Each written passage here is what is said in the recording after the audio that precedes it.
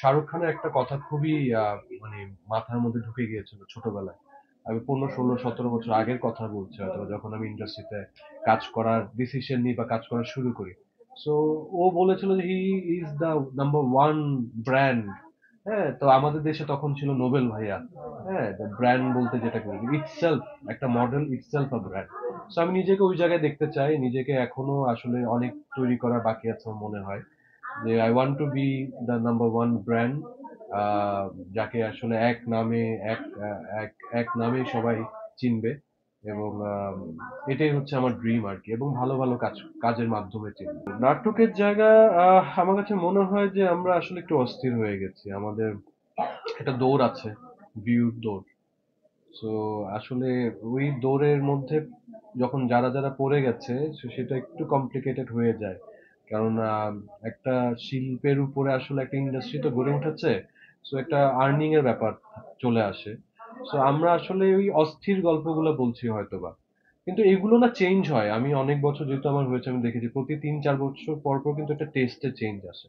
কিছুদিন রোমান্টিক নাটক চলেছে, কিছুদিন ধরেন বড় ছেলের মতো নাটক চলেছে, আবার হয়তোবা কিছুদিন কমেডি নাটক চলেছে। সো টেস্ট আসলে প্রতি 2-3 বছর পর পর দর্শকদের টেস্ট চেঞ্জ হয়। তার সাথে আমার কাছে মনে হয় যে নাটক নির্মাণের মধ্যেও একটা চেঞ্জ আসে। আম, আমার কাছে এটা মনে হয় যে এখন ভিউর যে ব্যাপারটা, ভিউর খেলা বলেন বা ভিউর যে ভিউ বাণিজ্য বলেন, সেটাও কমে যাচ্ছে। বিকজ গল্প বলার আরো অনেক প্ল্যাটফর্ম তৈরি হয়ে গেছে। আমার কাছে মনে হয় ওটিটি একটা বড় আম, আশীর্বাদ হয়ে এসছে। যারা আসলে গল্প বলতে চায়, ডিরেক্টররা বা যেসব নির্মাতা ছাড়া যারা আর্টিস্ট আছে, যারা আসলে অভিনয়টা করতে চায় প্রপারলি, ক্যারেক্টারাইজেশনটা করতে চায়, তাদের জন্য আসলে ওটিটি আশীর্বাদ হয়ে এসছে। এবং আমার কাছে মনে হয় যে গল্প বলার এরকম আরো ক্ষেত্রগুলো বাড়ুক। ভালো ভালো গল্প আসলে বলা উচিত। আমরা আসলে এমন একটা দেশে আছি, আমাদের এখানে গল্পের কিন্তু অভাব নেই। আমি পার্শ্ববর্তী দেশেও যখন ওরা গল্প, আমার মনে হয় যে আমাদের এখনো গল্প বলা বাকি আছে। আহ, আমরা এখনো ওই জায়গাটা না যে আমরা অনেক গল্প বলে ফেলেছি।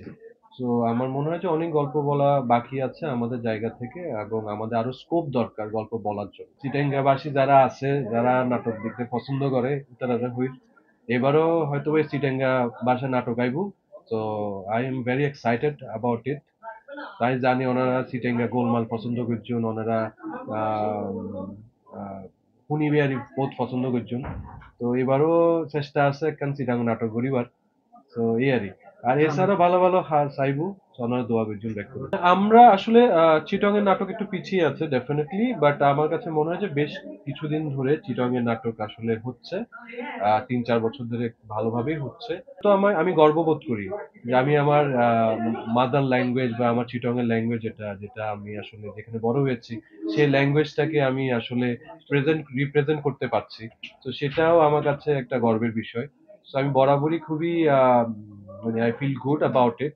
এবং আমি আজীবন চিটং এর নাটক, চিটং এর ডিরেক্টর এবং চিটং এর প্রোডাকশন হাউসের সাথে থাকতে চাই।